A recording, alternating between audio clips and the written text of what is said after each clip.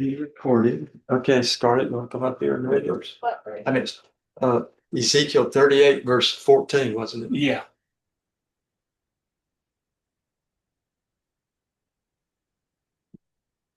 Well, I tell you what, you can just stay where you are. I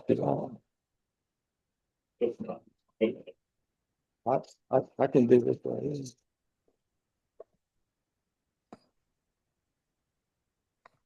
here. Yeah, that's good. 38:14. Therefore, son of man, prophesy and say unto Gog, Thus saith the Lord God, in that day when my people of Israel dwell safely, shalt thou not know it. Very good, thank you. Let's see, Paul is on his way in. Linda, we want to wait a minute?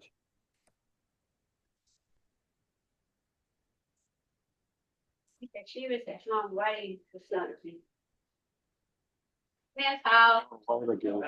And there's It's up to you. We'll wait a couple of minutes. Can you get back? Yeah, to- I'll do that. Let's see, Timothy, you want to read a verse for us? No. Okay, no, that's all right. Oh. Yeah, we, All right.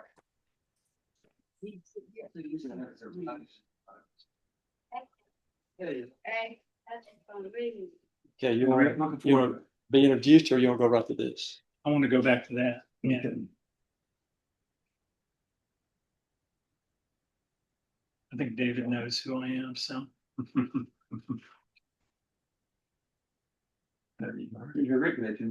Okay, but that's not the slides. Because I'd like to arrow through them. Maybe all you have to do is hit that. I don't know what to do now. What would you I think it. Shucks. Well, I can see the screen now. I can see the presentation.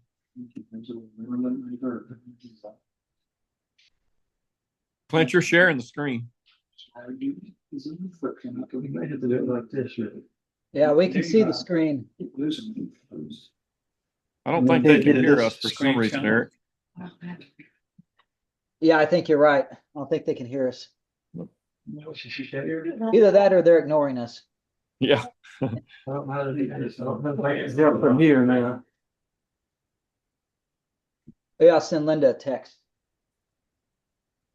Yeah, I was just sending her one. But Oh. go ahead. Go ahead.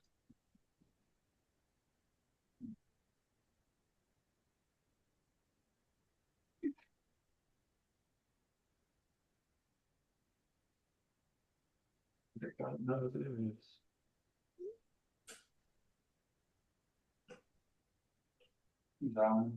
Then, Yeah, David said he can see the screen presentation, I know, but I can't make it go forward.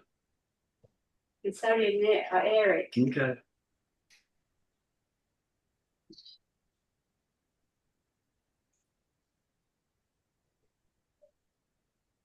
There it is. Oh, there we go. Did they Okay, so there we go. got it? Just do the arrows up and down. Yeah, okay. Okay, the verse that Scarlett read, the important thing as it relates to this talk is that it says that Magog and Gog will not attack Israel until Israel's been living in safety. Now, I'm interested in the end times, and there's no point in Israel's history when they will be more safe and secure than they are right now after they've demolished the Arab neighbors, and along with Iran, and they are the power in the Middle East and will be so, or who knows how long. Right now, no military in that area can stand with them. Having said that, God stepped in when Hamas attacked them in October 7th, 2023. That was not designed to happen. Iran had set up a strategy where Hezbollah would attack, Hamas would attack, groups in Iraq and Syria would attack, and then Iran would hit them with 1,000 ballistic missiles, each one of which is the size of a bus and has at least 30,000 pounds of explosive in it. If they had done that, if they'd worked that out, Israel wouldn't have survived that attack. They couldn't have handled all of that. But Hamas wanted the glory, so they stepped in first. They went early, allowed Israel to deal with Hamas. Then they dealt with Hezbollah. So they dealt with them sequentially. And finally, they dealt with Iran. If they had that enabled them to make that happen. As we'll get into this, you'll see that I talk about two wars. This is my thoughts, my opinion, and of course it can be different from what others are. A lot of the Bible I've found is subject to interpretation, so you see scholars interpreting things different ways. And for me, there's two wars in the Bible. The first one of consequence to us dealing with the end times. The first one dealt with Arab neighbors, okay, and that's in Psalm 83, which was written about in 2008 for the first time and brought that information to the world. Bill Salas presented that, and we'll get into that as we go. But that involved 10 neighbors, groups of people, not just countries, but groups of people that border Israel. Now, the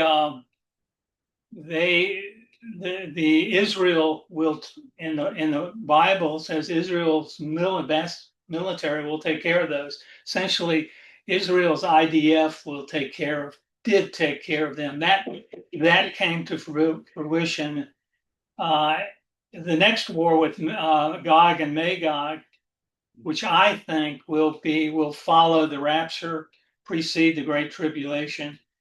That will occur with Russia, Turkey, Iran, Libya, and the Sudan coming against Israel.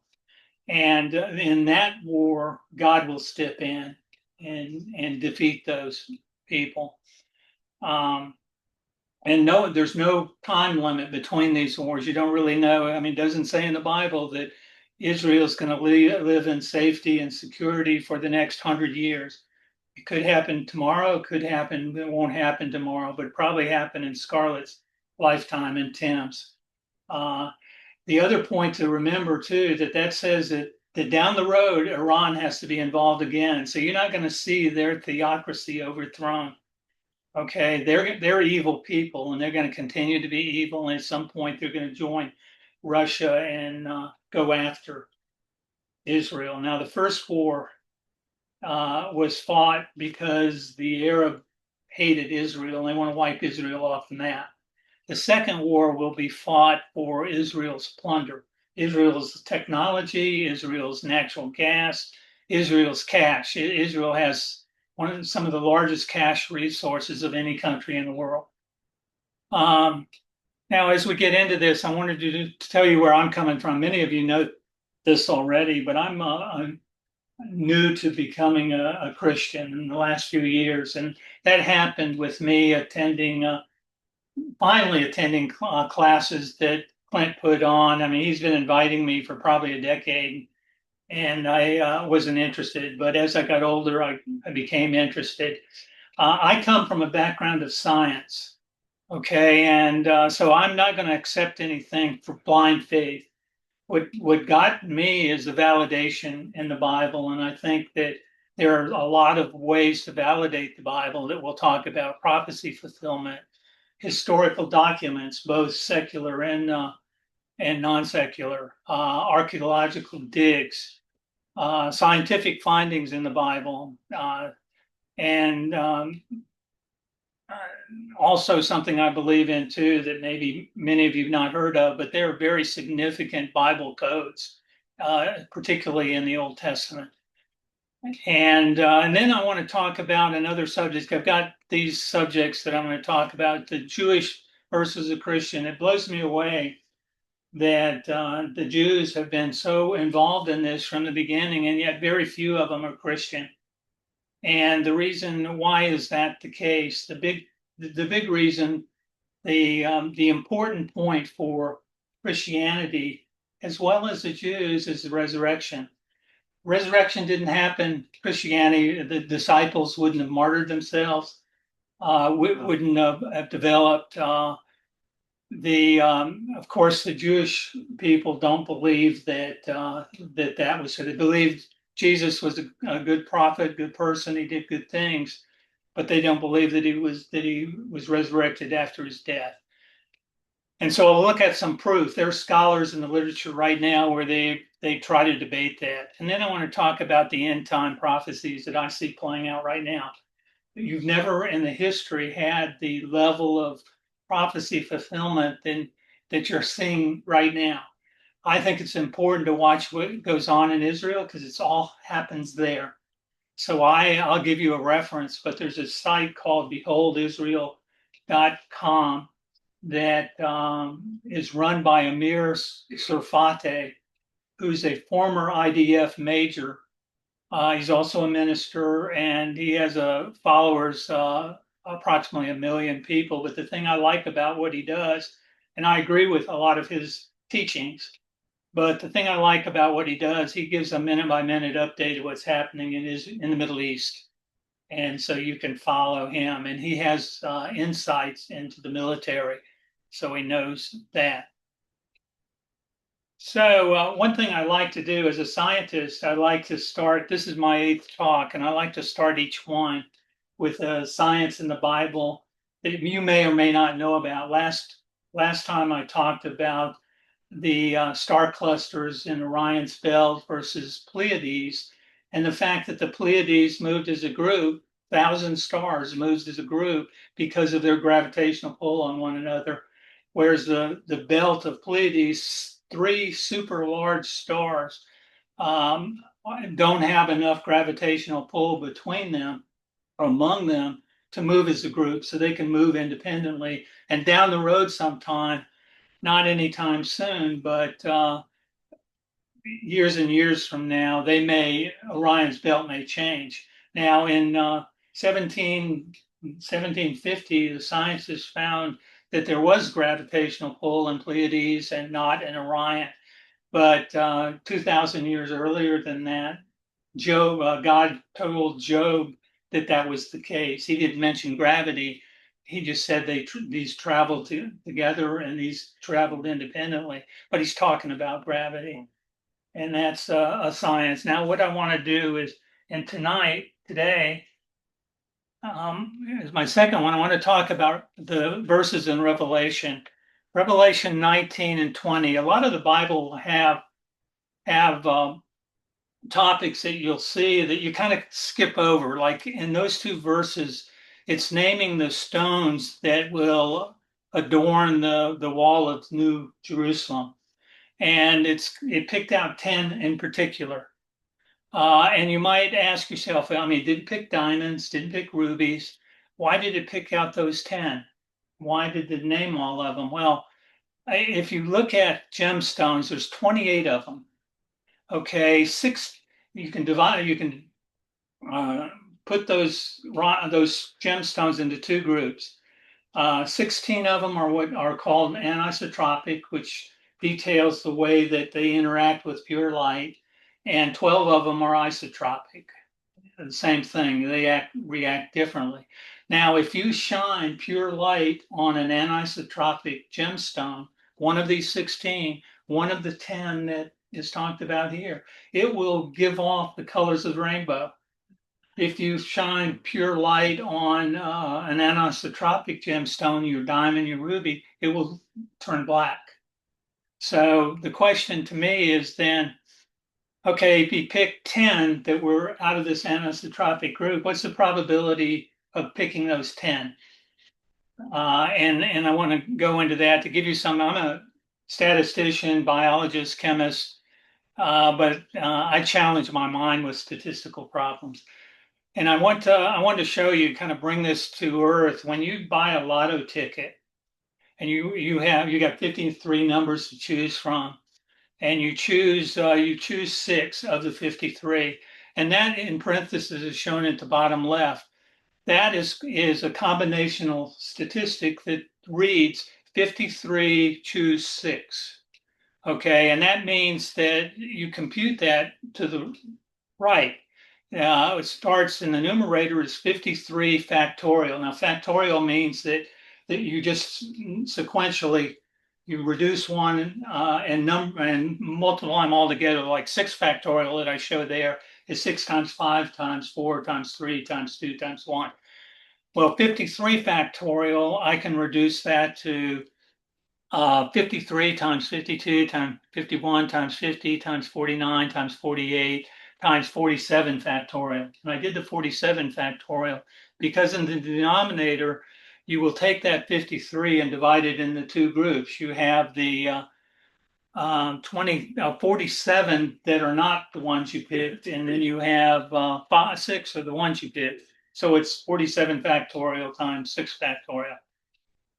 Getting this, Tim? I know you're interested in science. So.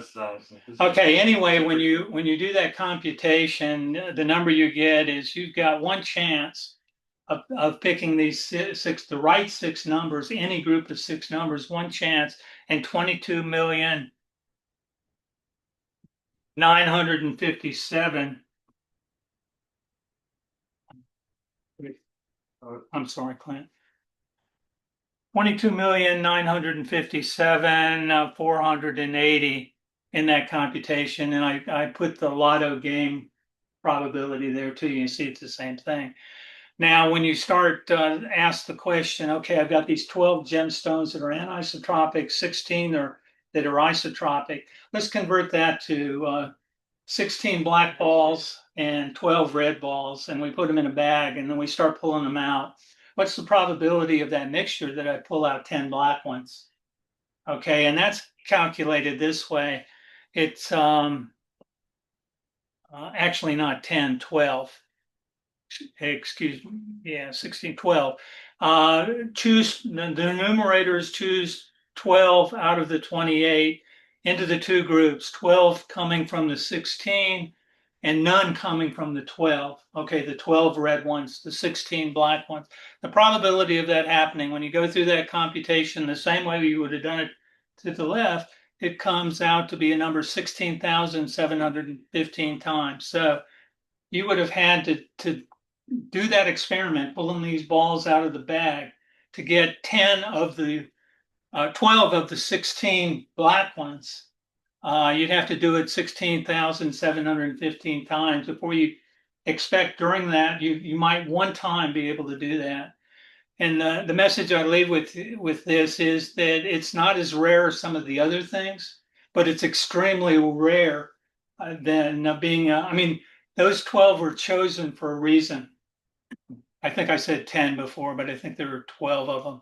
They were chosen for a reason, and the reason was that in pure light they will sparkle like a rainbow. That's the science in the Bible, and that's this kind of thing led me to being a Christian. Okay, everybody knows Christians. Your most important job as a Christian is to develop new believers. Okay, I think the best way for doing that for people like me is to be aware of the validation in the Bible rather than trying to sell them on, this is what Jesus said, because there's going to be natural questions. If I start the conversation by saying, okay, do you know how rare it is for 500 prophecies to be fulfilled? And that's the route that I take and I write about these kinds of things on Facebook quite a bit. And I get atheists that question me, and then you get to have a dialogue with them, and others, Christians, agree with me. The best way to validate the Bible, and we're going to have, I don't know that I can, that message up there, I'll just have to live with that. The best way, in my opinion, to validate the Bible is to look at the degree of prophecy fulfillment. 25% of the Bible is prophecy. According to Valvoord, who's was a source of prophecy discussions, he said there were 500 that have been fulfilled. Of 1,000, there's still 500 to be fulfilled. Now, to the left shows the interpretation Daniel made of Nebuchadnezzar's dream, that he did that in 603 BC. Now that's a prophecy that then was fulfilled. He did that early in the Babylon Empire time, but 64 years later, the Medo-Persian Empire took over, which he prophesied. 272 years later, Greece, and then 435 years later, the Romans. And that's an example of a prophecy that occurred that was fulfilled completely in the Bible. Before I go on to this, I want to say a lot of people would say, what about Nostradamus? Okay, in fact, I saw a quote in the paper the other day. Nostradamus made 946 prophecies, of which 70 were somewhat fulfilled. Okay, and that's basically 7% of what he prophesied, and the rest were 93% of them were wrong. Okay, these 500 that are prophesied in the Bible, and in large measure, I think the prophecies are there for new believers. It validates the Bible. 100% of them were fulfilled correctly, and there are 500 more that are yet to be fulfilled. So what's the probability of that happening? Getting 500. Now let's go back to flipping a coin. I flip a coin and get a heads. Let's say it's fulfilled. If it gets a heads and it's tails, it's not fulfilled. So I'm asking the probability of getting 500 heads when I took a bucket of coins and dumped them on the floor. Okay, the probability of that happening is 1/2, which is the probability of getting heads or tails, raised to the 500th power. Okay, and I put that works out to be a number that's 3.3 times 10 to the 150th power. Tim, that number probably doesn't mean much to you, right? 10 to the 150 power. Sounds big though, doesn't it? Yes, right. Right? See, I'm asking him the math questions, so because he told me he's going to be a scientist, so these are things he's got to know. Anyway, it sounds like a lot of coins. So if I flipped if I turned the bucket of 500 coins over that many times, I could expect one time that all of them would be heads. Okay, so I want to contrast those numbers for you. Okay, it's the Earth has 7.5 times 10 to the 18th grains of sand on the whole planet. Now, fulfilling the prophecy, bear in mind it's 10 to the 150th. All the stars in the universe, not just the ones we can see, but every one that's there, they're estimated to be 2 times 10 to the 20th. Okay, so you can imagine, just though you can't imagine how big a 10 to the 150 is, it's just huge, bigger than anything you could think of. And I wanted to put some of this in context for you by looking at seconds. Okay, 1 million seconds. You haven't looked at that, Tim, so you tell me without looking at that. Hey, you're cheating. How long is a million seconds, do you think? Second. How long do you think 1 million seconds would take? How long? Just guess. A week? That's a good guess, actually. Very good guess. Most people I asked that would say years and years. That's good, Tim. You can take your hand off now. 1.10 to the 6th. That's 1 million. Okay, and that takes 11.6 days. Yeah. 11.6 days. Okay, let's take 1 billion. That's taking 1 million and multiplying it by a 10 to the 3rd. So now we're looking at 10 to the 9th. That would take 31.7 years. Now I'm going to ask Tim about that one. Okay, and 1 trillion multiplied again by 1,000 would take 31,709 years. That's how long to pay off our debt. Yeah, that's how long it. He's not talking his personal debt. He's talking the country's debt. But you see that these the prophecy itself and the fulfillment is enough by itself to validate the Bible. Okay, and any scientist that went through that extent would accept that. And more scientists than you think are Christian or becoming Christian all the time because of this information and books that are being written about it. Okay, validating the Bible, or looking at historical documents and archaeological digs or other ways you can validate the Bible. The most important historical document are the Dead Sea Scrolls, that they were found in a cave in 1946 by Bedouin shepherds, cliffside of the Dead Sea. Okay, and they were dated to be 150 to 70 BC. Now, I haven't had an scientific interest in dating rocks and those kind of things, the way that people are trying to determine the age of the planet. But one thing that can be determined precisely are the shorter time frames, like the last 6,000 years. So this, you can validate this and say that these Dead Sea Scrolls occurred in between 150 and 70 BC. That's a pretty hard estimate. Now, the Dead Sea Scrolls are important because they contain pieces of all of the Old Testament, with the exception of Esther, and some of the books are there in their entirety. Okay, and they were written, those scrolls were written in 150 to 70 BC. And today they agree with the King James Bible. The here and there's a word that's different, but by and large, they validate it. For purposes of going on, bear in mind that the Old Testament was written between 1450 and 400 BC. The New Testament was written 50 to 100 AD. So the Jews are brought up on the Old Testament. They, even in school, when Scarlett or Tim go to the schools they go to, from kindergarten on through college, they will have classes in religion that they're forced to take to learn about the Old Testament.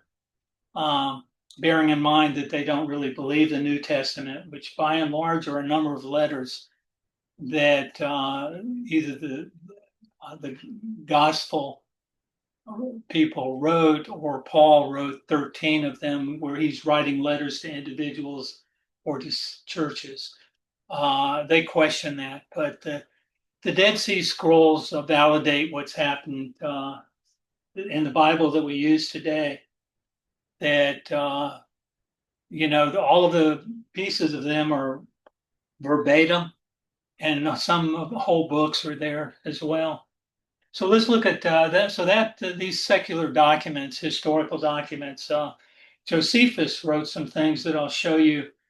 In a case that he lived after Jesus died, but he was able to interview people that had lived with you. He was able to interview the disciples, and he drew his conclusions from that. Let's talk about another approach of the archaeological digs, and I show here that there's never been a dig in Israel that's refuted the Bible story, the biblical story. They found, for instance, the walls of Jericho, and that was found in 1981, I think. Yeah. So when you see something in the Bible, there's a tendency for some people to say, that's just a kind of a fairy tale. Like, how would Moses and God part the Red Sea? Okay, and you guys probably don't remember this, but when you look at the bodies of water, the Mississippi River on average is 10 feet deep. Okay, the Nile River on average is 30 feet deep. The Red Sea is on average 1,600 feet deep. So you step off of it and you're immediately in really deep water. And it can, and if you were to part the Red Sea there, you would be like climbing down the Grand Canyon and back up again. That couldn't have happened most places in the Red Sea. Now, one particular place that could happen is shown at the top left. that white space is a sandbar, a sand beach, if you will, that's big enough to hold millions of people. It's called the Nuwaba Peninsula.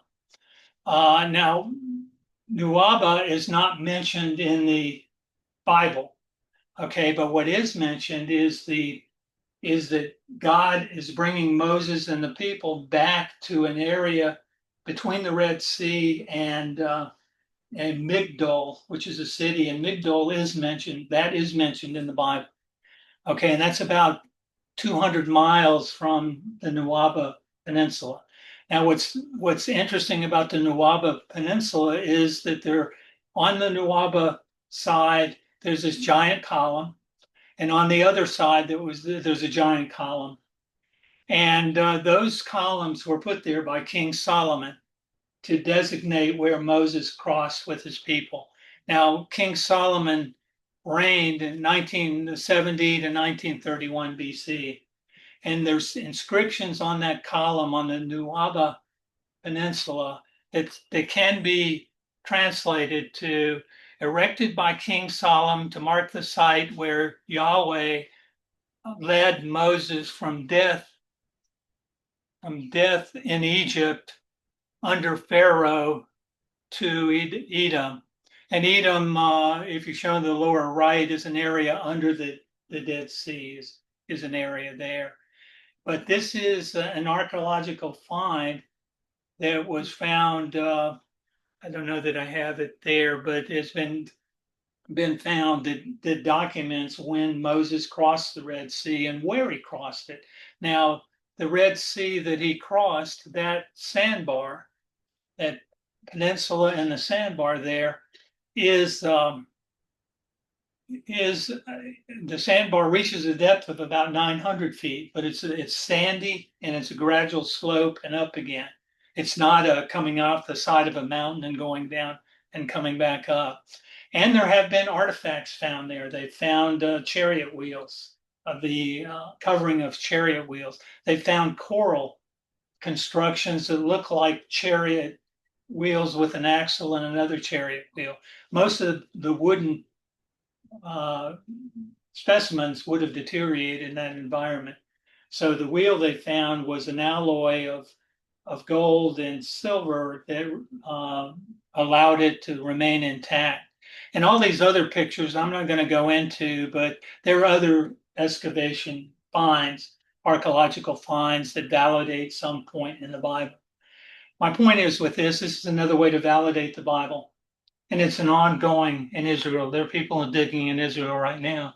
And Iran has just helped with these missiles that hit in open places.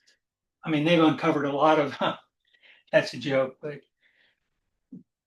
Okay, scientific findings. We've talked about that. The Bible is filled with science. And Tim will have to question these things as he reads them and then look into things like the Earth's shape. I've heard of people that think the Earth is flat. Those are stupid people. But you can read that the Earth is suspended as opposed to being held by something. I show here, I like Bible codes. Bible codes are found throughout the Bible. They've been studied since the 12th century. Mostly at that point, they were studied by hand. But with the advent of supercomputers and advanced statistical techniques, they've been able to really uncover codes in the Bible. Now, my favorite is this code that you find in Genesis, the genealogy, where in Genesis 5, they're talking about the 10 generations from Adam to Noah. And you can read over that and that's interesting. Noah, Adam, Seth, and so on, all the way to Noah. But if you look at the Hebrew translation, that reads, and I need to get close to get this right, man is appointed mortal sorrow, but the blessed God shall come down teaching his death and shall bring the despairing rest. That's what those names translate in Hebrew to be. And if you're reading the Old Testament, pre-Jesus, that probably doesn't have the significance of post Jesus, but that really is about Jesus coming down and rescuing man, basically. The other one that I'll cite there, and I show a scientific paper, I've published a lot myself in statistical journals, and they're always refereed by experts in the field. Now, this was an Israeli group of scientists, mathematicians, that they thought that they would look using codes to try to find in the Bible the names of the 64 most important Jewish rabbis to that point in history. Okay. And what they did was generate a list of these names and either their day they were born or the day they died, the year they were born or the year they died, and then use their computer to try to see if they could find those using skip letter sequencing. So you might have a letter here, and then you skip 50 letters and have another letter, skip 50 letters and have another letter. And that's the technique that most of these codes are found. And they were able to find all 64 rabbis in using the skip code in the Torah, in the first 5 books of the Bible, and their death dates or birth dates. Those two things were there together.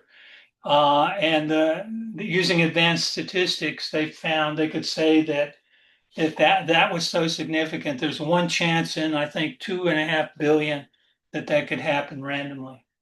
This is an area of active research. I've read current research in some of this areas where Mossad has used it to forecast different things when they were going to be hit by Scud missiles during the earlier war with Iraq, in which they only had 15 minutes to respond, and they had about 15 possibilities of where they thought the first strikes would occur. And so they used these scientists and looked at the Bible and picked out, of the 15, they picked out one. And they fortified that one, and that was where the first Scud missiles came from Iraq. So this is interesting, and it's ongoing. It's enough. The Genesis code for me just blow you away the first time you see it. And God did. The Bible does have in Proverbs, it is the glory of God to conceal a thing, but it is the honor of kings to search out a matter. Again, codes in the Bible. Okay, the difference between being a Christian and a Jew, and the most important, I said before, tenet of Christianity is the truth of the resurrection. And the greatest proof of the resurrection is not the 500 people that they say witnessed Jesus when he came back, because there's a lot of question about that. That's always mentioned one place in the Bible, but the really biggest proof of the resurrection is the actions of the disciples and Jesus' brothers. If Jesus wasn't resurrected and met with the disciples, so they knew that in fact he was resurrected and he was God. If it wasn't for that, they wouldn't have followed him, and Christianity would have died away. But all of them followed him. Let's see if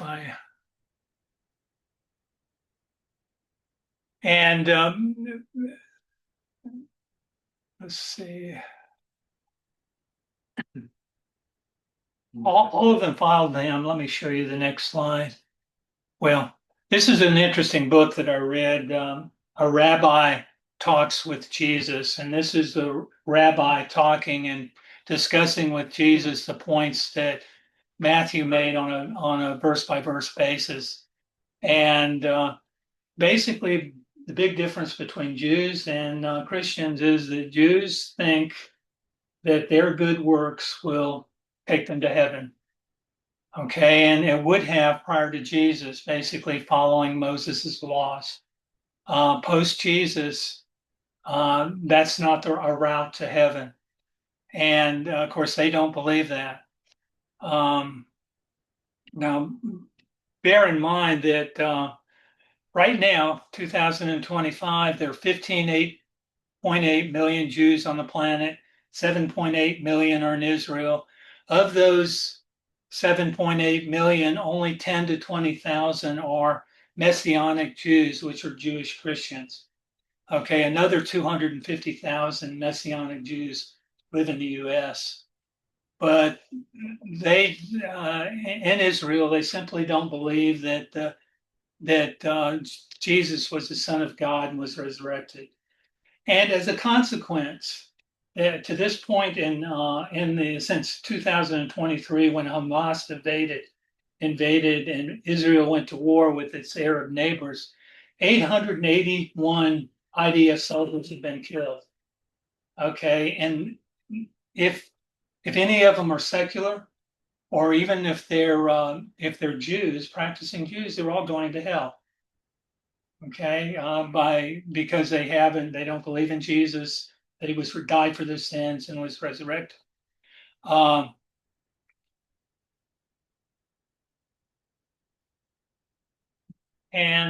me go on. Let me put this out there too. There's a big point of contention right now in Israel that Israel was much like the U.S. prior to that invasion by Hamas. They have a very left-wing court, a very left-wing, political parties. They're all trying to get rid of Netanyahu, and have been since prior to that war. And basically, we're just accepting gifts for like accepting a box of cigars. They've been trying to do that, but when that massacre happened, it consolidated the feeling against their neighbors, the Arab neighbors in Israel, and now everybody pretty much backs Netanyahu. And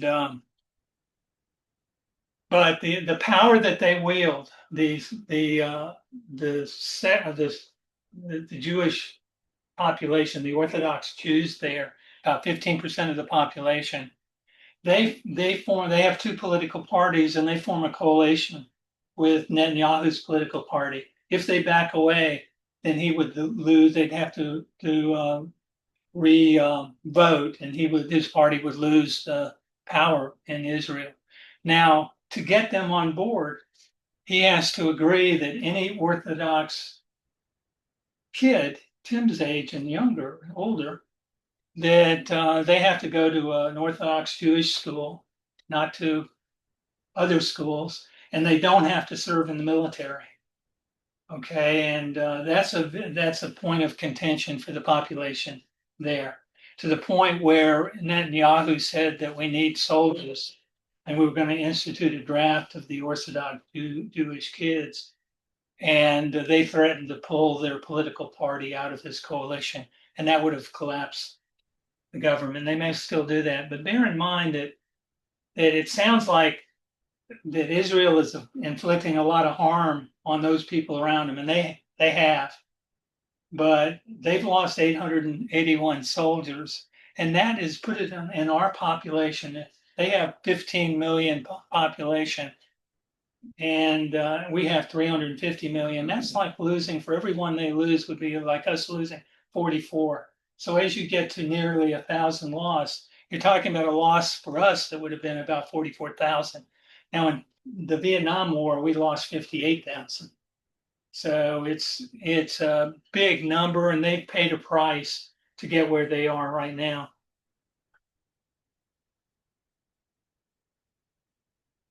Okay, I'm reading books by Habermas that talks about, he debates those that don't believe in the resurrection, and the arguments that he's making. They're very good. And again, that's the key to Christianity, is the resurrection itself. So we know it's true. I'm convinced it's true by the disciples. The next page, this is the disciples. All of them, with the exception of John, were martyred. That means Peter was crucified upside down in 68 to 70 AD. Bear in mind that Jesus died in 33 AD. So they're active preaching for 35 years or so, their beliefs, trying to get people to be Christians in an environment. When Jesus walked the earth, there were 2 to 4 million Jews that believed in Moses' laws, and Christians were heretics. So they were persecuted nearly everywhere they went. Everywhere Paul went on his missionary runs, he'd go into churches and preach to the Jews and then the Gentiles, and be run out of town, running for his life. He spent 5 years in jail. But all of these, if you go through in yellow, they were all, with the exception of Judas, who hanged himself, and John, who died naturally, were martyred for what they were teaching. If you think yourself that if you hadn't seen Jesus resurrected, would you be willing to do this? To preach in such a way that would lead to your death? Paul, in his last missionary church, he was gathering money to bring back to Jerusalem. And he brought all this money, and think about that. How do you bring all the money he got, and he collected a lot of money. You can't write a check on a bank and give them a check. He's got to physically carry it with him through hundreds of miles of dangerous places. He brought it back to Jerusalem. Of course, they gladly took the money, and then they wanted to execute him. He had to flee for his life. The other point here, John died naturally. Paul was beheaded by Nero.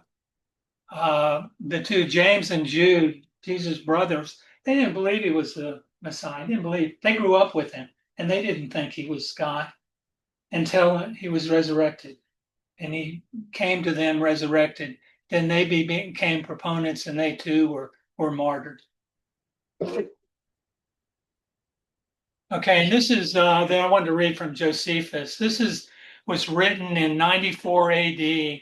Josephus lived between 37 and 100. He was a Jewish Roman. Most Jews, as you realize, were anti-Christian. So he's certainly not pro-Christian, but this is what he wrote. About this time there lived Jesus, a wise man, if indeed one ought to call him a man. For he is one who performed surprising deeds and was a teacher of such people as accept the truth gladly. He won over many Jews and many Greeks. He was the Messiah. And when upon the accusation of the principal men among us, Pilate had condemned him to a cross, those who had first come to love him did not cease. He appeared to them, spending a third day restored to life.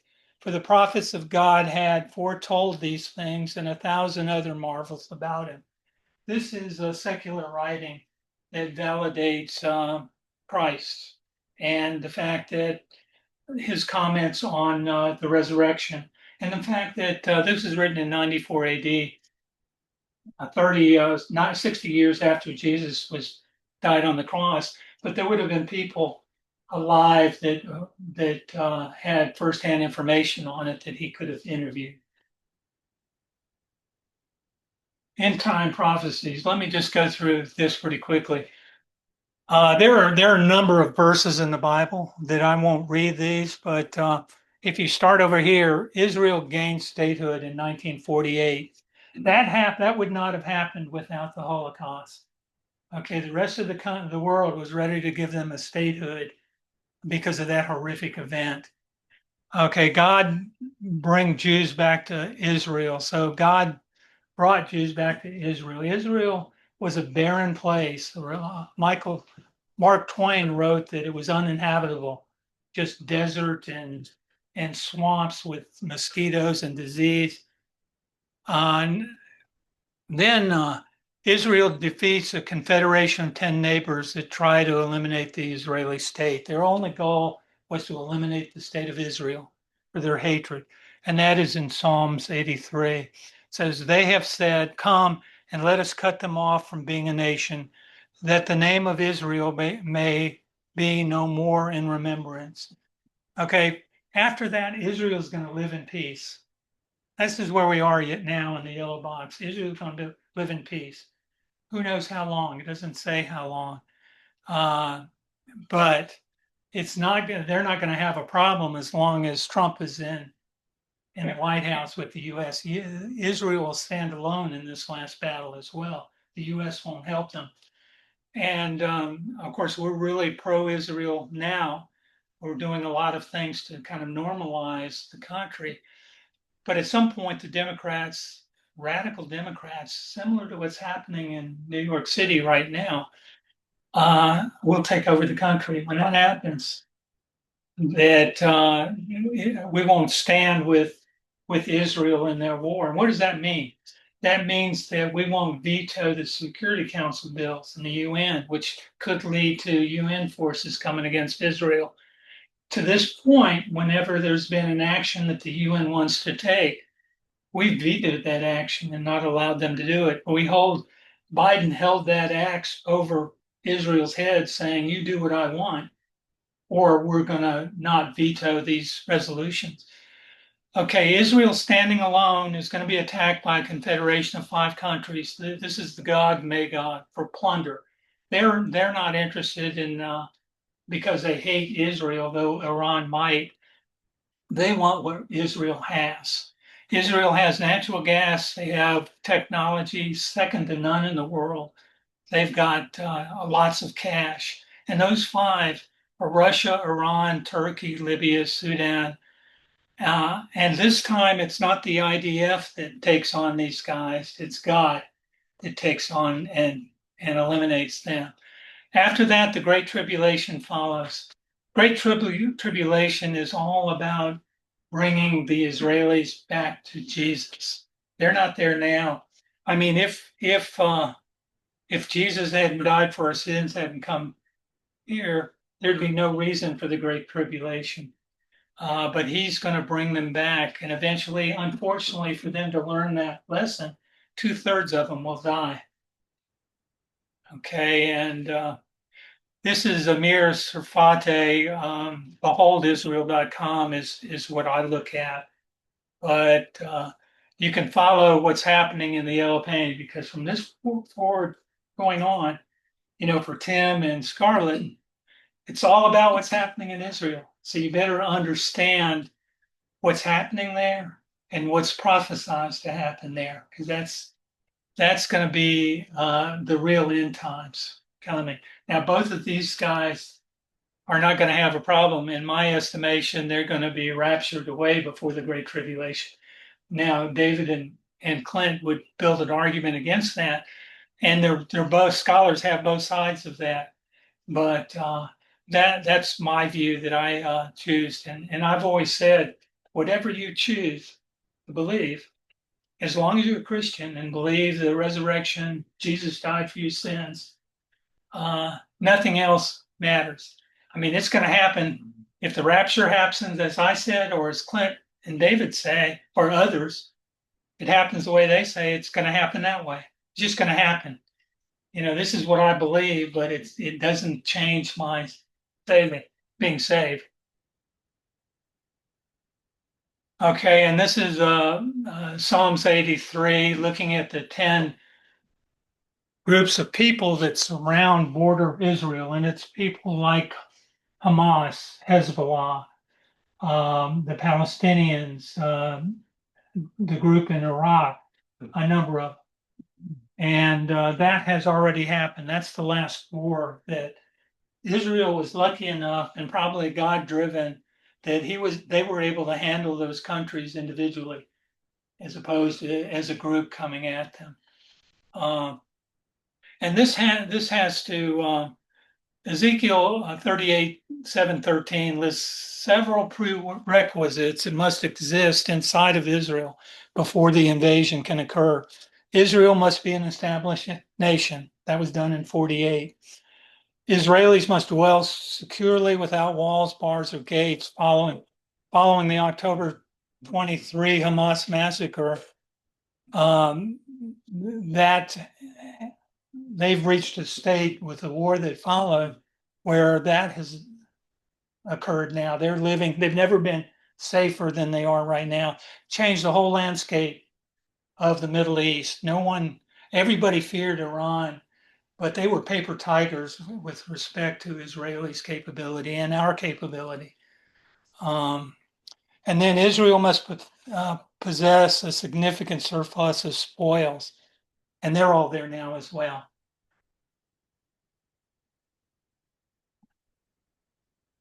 Okay, the next talk that I'm going to give, not here, this is my last slide, I think. I want to talk about the life of Paul.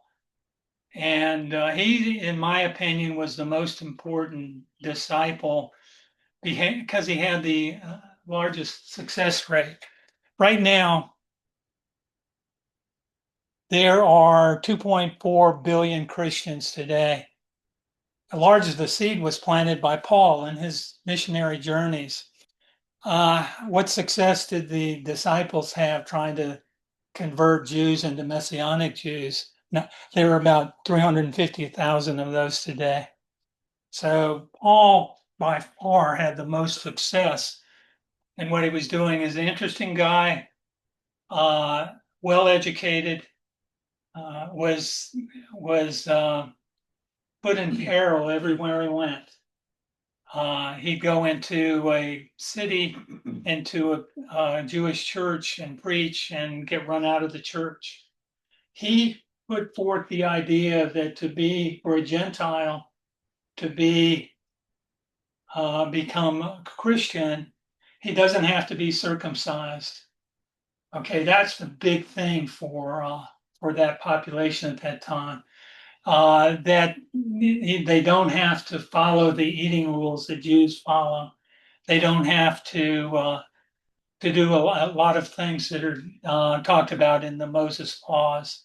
And that was heresy as far as the Jews were concerned, even though Jesus' disciples believed as Paul did. It just was a much more difficult sell to Jews. Okay, and that's what I want to talk about next time. That's a great book, by the way, about Paul's life. I think that's it. So any questions? I'll be glad to. One additional thing about the disciples were that after Christ left, they were given special powers that they could use to convince other people of Jesus' story. They didn't last off very long, though, but they did have special powers for a while, and they eventually faded away. Yeah. Good. What about you, Tim? What do you think? I actually want to be a massage therapist when I grow up. I'm really good at massaging. Great. What about you, Scarlett? See, this is more important to you two than it is to the rest of us as far as our lifespan is going. As you get older, it's going to be really important. Not really. One Okay. scientific fact that came out this week is of interest is they found a site in France where Neanderthals, they found out that Neanderthals did gather into groups. And they found this one place where they processed bones and boiled the bones to get the fat and get the nutrients out of the bones. And they estimated that this time was 200,000 years ago. I don't know if you saw the article, No. but it was in one of the scientific journals That- about the that's- Neanderthals they all thought they were just gatherers and whatever. They didn't come in Yeah. groups, but now they think they actually formed cities or large clans where they actually had processing facilities for their That's food. cool. I doubt that anybody was here 250,000 years ago. I always question that they throw those numbers out like they're fact, but if there's any C14, that they're probably younger than 25,000 years old, you know, and everything time-wise is validated by 60,000 year, I think, fits most of them. But the problem is always that nobody alive from them is alive now. You know, you don't have any eyewitnesses to validate this, but it bothers me when they say dinosaurs were here 65 million years ago, and I can go to the bookstore and Books a Million and look at the kids' dinosaur books, and it says that. But they found printings on caves. They found footprints of dinosaurs with man. They found literature that Hannibal and Alexander the Greek wrote that validated their encounters with what we would call dinosaur. The term dinosaur wasn't invented until the late 1800s, or not, I think. And before that, they were all called dragons. So when Hannibal's talking about dragons, he's talking about dinosaurs. And you can go to the movies today and watch. Yeah. All right, any other questions online, offline? I appreciate Rick, what Rick's doing in his work, validating the Bible. That's interesting.